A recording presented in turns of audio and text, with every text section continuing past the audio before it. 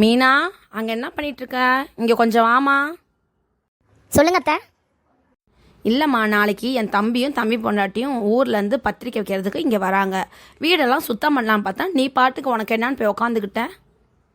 எனக்கு தெரியாது அத்தை, என்ன பண்ணுன்னு சொல்லுங்க, நான் செஞ்சிடறேன். இங்கே பாருமா, முதல்ல ஒட்டடை அடித்து வீட்டை தொடச்சி எடுத்துரு. அடுத்து கிச்சனில் நல்லா சுத்தமாக வச்சுக்க. பெட்ஷீட் அங்கே பின்னாடி பக்கம் போட்டிருக்கேன், அது கையில் துவைச்சிரு. மிஷினில் துவைக்காத, அழுக்கே போகாது. இதை முடிச்சுட்டு வா, மார்க்கெட்டுக்கு போயிட்டு வரணும். நாளைக்கு அவங்க வராங்கள்ல, அதுக்கு சமைக்கிறதுக்கு என்னென்ன வேணும்னு சொல்கிறேன், அதெல்லாமே வாங்கிட்டு வந்துரு. சரியா? சரிங்க அத்தை, நான் போய் வீட்டு வேலை பார்க்குறேன். ஹலோ அம்மா, எப்படி இருக்கீங்க? சொல்லுடிமா தங்கமே, நான் நல்லா தான் இருக்கேன். இங்கே நீ எப்படி இருக்க? எங்கம்மா நல்லா இருக்குது. இன்னைக்கு யாரோ வராங்களாம், அதுக்கு எங்கள் மாமியார் ஒரு லிஸ்ட்டே கொடுத்து இதெல்லாம் சமைச்சு வையுங்குது. மட்டன் செய்யணுமா, சிக்கன் செய்யணுமா, மீன் சமைக்கணுமா, முட்டை வறுக்கணுமா. ஐயோயோயோயோயோ, இவ்வளோவும் செய்ய சொல்லுதுமா. அதுக்கு நீ என்னடி சொன்ன? நான் தான் உன் பொண்ணாச்சு, உடம்பு சரியில்லைன்னு சொல்லிட்டேன்.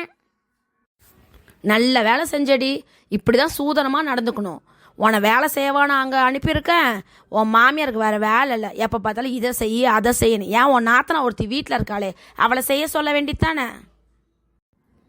புருஷன் கூட இருக்காம இங்கே வந்து உட்காந்துக்கிட்டு ஏன் உசுரை வாங்குறா? கேட்டால் அவள் பிள்ளைங்க இங்கே தான் படிக்குதுங்களாம், அவனும் வெளிநாட்டில் போய் உட்காந்துக்கிட்டான். அதனால தான் நான்லாம் செய்ய மாட்டேன்னு சொல்லிட்டம்மா. நல்லா சொன்னடி.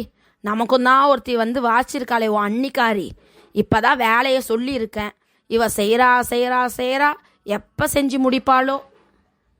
அண்ணன் அண்ணிலாம் எப்படிம்மா இருக்காங்க? எல்லாம் நல்லா இருக்காங்களா? அப்பாவையும் கேட்டதா சொல்லு. சரிம்மா, என் மாமியார் வர மாதிரி இருக்கு, நான் அப்புறமா பேசுகிறேன். சரிடி, பாரு, மாமியார் வேலை சொல்லுதுன்னு இதை அதையும் இழுத்து போட்டு நீ செஞ்சிட்ருக்காத. நாத்தனாக்காரி ஒருத்தி இருக்காள, அவள் செய்யட்டும்.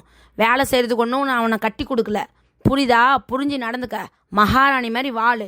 இப்போவே வேலையெல்லாம் செய்ய ஆரம்பிச்சிட்டினா எல்லாமே உன் தலையிலே கட்டிடுவாங்க. நாளைக்கு நீ நினச்சாலும் உட்கார விட மாட்டாங்க. பார்த்து இருந்துடி, மறுபடியும் நான் ஃபோன் போடுறேன்.